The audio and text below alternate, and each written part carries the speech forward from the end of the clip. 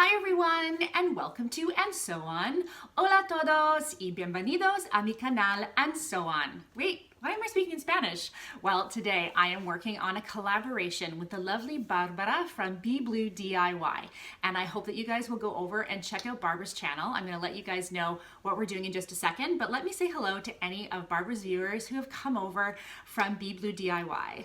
Hola a todos, me llamo Lisa, soy canadiense de Toronto y empecé a estudiar español hace 2 años. Pasé un mes en México y 2 meses en España el año pasado y me encanta el idioma. Y una manera para mantener y mejorar mi español, yo veo videos por YouTube de coser, de costura, y encontré Bárbara y su canal fenomenal hace unos meses y encontré Bárbara en Instagram también. Empezamos a charlar y ahora hacemos una colaboración. Whew, okay, I got through that. Anyway, I hope that you guys will enjoy today's video. What Barbara and I decided to do is we decided to kind of swap styles. So if you go over to her lovely channel, you'll see lots and lots of DIYs. Barbara does not use patterns when she sews. She does everything from ready-to-wear clothes. And from me, of course, I use almost all patterns. So when we decided to do a collaboration, I said, why don't we switch? I'll do something DIY, you do something with a pattern, and we can show our audiences something a little different. So that's what we decided to do. So I made this, let me get up and show you. I made this little dress. So the tie front is so popular these days, and I thought I can totally do that. It's really just kind of a glorified t-shirt dress, right? So I grabbed a t-shirt that fits me really well, that I really enjoy. Oops, got a little bit of fluff on there. And I used that. And then the other thing I grabbed was this skirt, and you would have seen this in my capsule wardrobe from last time. And these are the two pieces that I combined to make the dress. So have a look at my tutorial.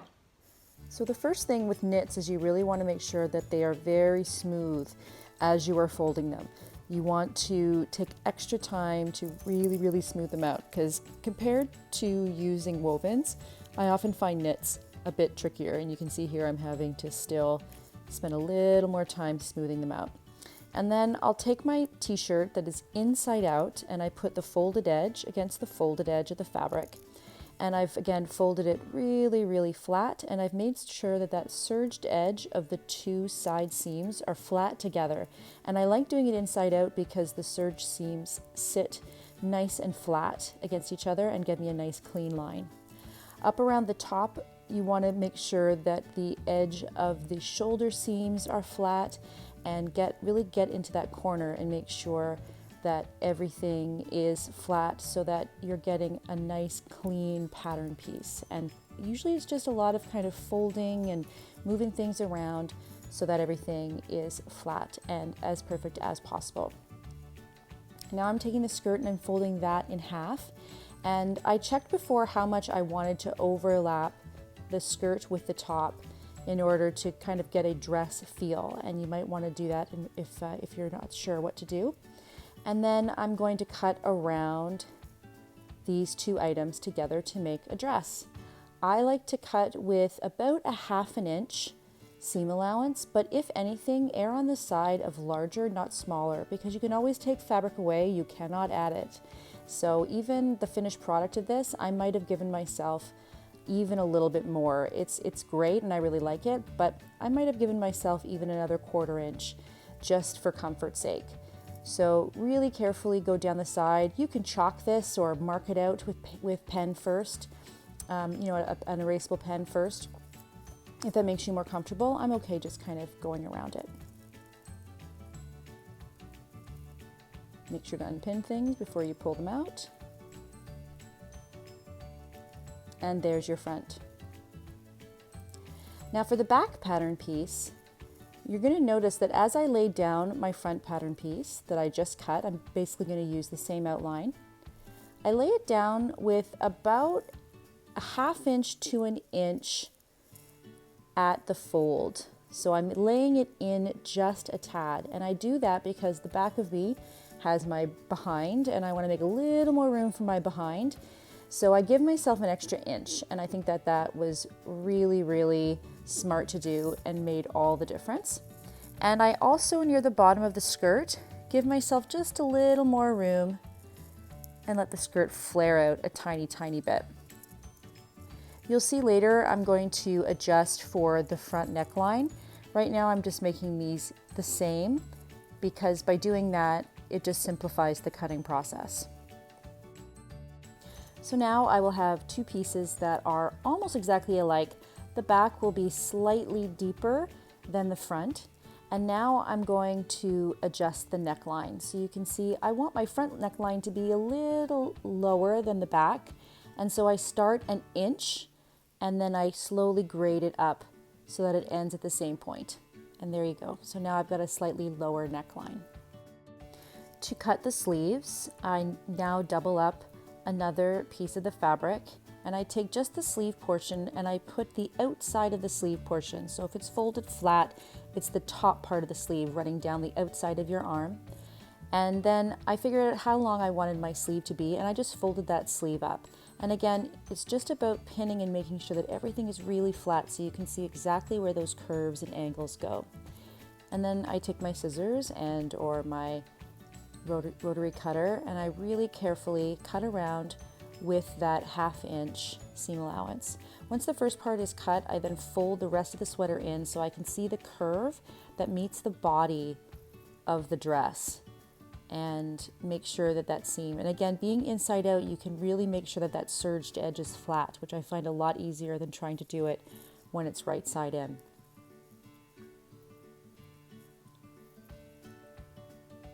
Don't forget to take out your pins. And then I have one, I'm going to set out the same amount of doubled fabric and set fold line to fold line and just cut one exactly the same so they will match.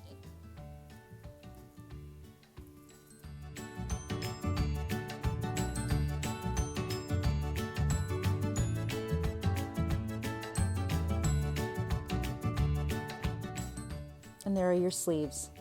So now we're going to do the ties, and what I did was, you can see me right there measuring where I think I want that tie to be and how wide I want it to be, and I just put my hand down on my measuring board to see how long that was. And for me, the width of the ties were 6 inches, and then I added an inch seam allowance.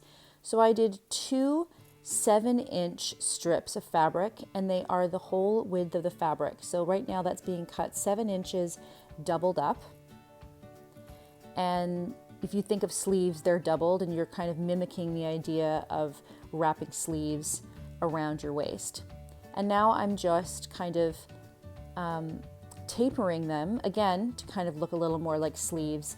And I don't want too much fabric kind of billowing around, so I kind of just freehand do that, and then put one on top of the other and match that same curve so that I have a nicely curved edge. And now what I'm going to do is I'm going to turn them so that they are right sides together. Again, nice and flat. And then I'm going to sew up that edge. I'm going to sew up the whole circumference there, all those open edges, so that we can then turn it inside out. Now, because I did one long strip of fabric, I need to cut off that folded end first, so I'm going to be able to turn it right sided at the end. And essentially what I'm trying to do is make a tube and leave one end open so that I can turn it inside out. And the end I want to leave open is the end that's going to be attached to the dress. To do this, I actually just use a straight stitch because it's not really going to be stretched very much. It's really more ornamental. So I'm just using a straight stitch around 2.8 here. Once I have that done, I like to grade the seams down to about 1/8 to 1/8 inch. Turn it right side in, and I like to put my hand inside there at the end and really feel out all those corners, try and press out those seams as much as possible. And so now I'm putting the front and the back of the dress together, right sides together. So I'm looking for those little V's that show me where the knit stitches are. so I can make sure I'm putting them the right sides together. And I'm just pinning up the shoulder seams. And I will sew across those shoulder seams with a very narrow zigzag. I like to use about a 1.5 zigzag, 2.5 length. So setting in the sleeves is probably the hardest part of this whole thing, but setting them in flat I find a lot easier. So what we're doing is we're taking one of the sleeves, folding it right sides together, and finding that center point of the curve, and then putting a pin in that center point so that I know where the center of it is. And then I take that center point, right sides together, and I pin it to the shoulder seam so that I know that the top of the shoulder will be at the top of the shoulder seam. I then pin the two edges to the two edges of the dress and then put pins all the way along. This is something that takes a little bit of time to make sure that all of the curved edges match, and so you can see me just double checking to make sure that everything is good. Once that's all done and both sides are in, I will sew those sleeves into place. Now to do that, I will use, again, about a 1.5 width of zigzag and about a 2.5 length. But it's different for every machine, but that might be something that you could start with and see how that goes. I take a lot of time with this. I am constantly making sure that both the top and the bottom fabrics are really smooth so you don't end up with any puckers or gathers in your sleeve. Also, steam can work magic, so if you see a teeny bit of puckering or wavering because of the zigzag in the beginning, don't worry. So now it's time to sew down the sides of the dress. And what I do is I pin down the inside of the sleeves all the way to about 2 inches below where the sleeve meets the body of the dress. And then I flip up the top piece and start putting in the ties. Now, I've kind of determined approximately just on my body where I want that to be. And so I put them on the inside and I make sure to fold the rest of the tie in so that it doesn't accidentally get caught in the machine. Then I pull down the rest of the fabric over top and I'm sandwiching it all together. And so I start by pinning the top of both sides first, rather than going all the way down one side and all the way down the other. I pin the top on both sides, and then I make sure to add a couple more pins to make sure that those ties don't come dislodged at all. Everything is nice and tucked in, and we're going to sew all the way from the outside of the sleeve through to the bottom of the dress. Once that's done, you get to flip it inside out, or right side in rather, and see how beautifully those ties look on the dress. Really, really cute.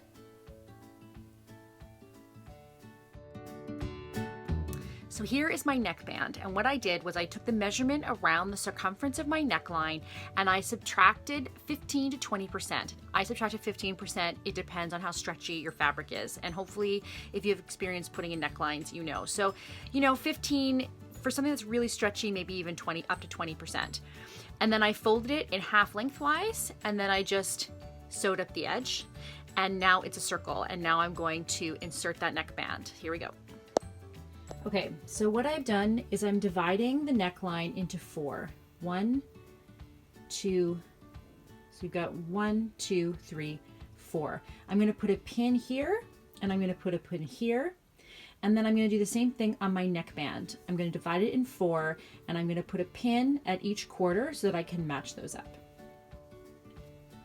Okay, so now I've got the 2 side seams at the top of the neck, and I've got these 2 divided in half. And then I have my 4 pins at the 4 corners here. I'm going to take this back one and I'm going to match it up right sides together with the back of the top, or back of the dress, pardon me. And then I'm going to do the same thing here on this side seam, at the front, and on this side seam. And then I'll show you what it looks like. I've taken the neckband and I've divided the 4 quadrants of the neckband to the 4 quadrants of the top, and you will see the top of the dress, and you will see that you have to stretch this neckband in order to get the inside of the dress flat. And that's actually a good thing. That means that your neckband will lie flat. So I'm going to take a zigzag stitch and I'm going to go around here at about 1/4 inch, and then I'm going to fold it over, fold it in behind, and then do another zigzag all the way in. So this neckband is not going to be like a neckband that sits up at the front of the shirt. It's going to be on the inside, and it's just going to make for a clean neck. Okay, here we go. So I'm using a 3-stage zigzag, and I'm using a bit of a wider stitch. I'm using a 3.5 width and a 2.5 length. And what that does is it just lets that neckline really, really stretch.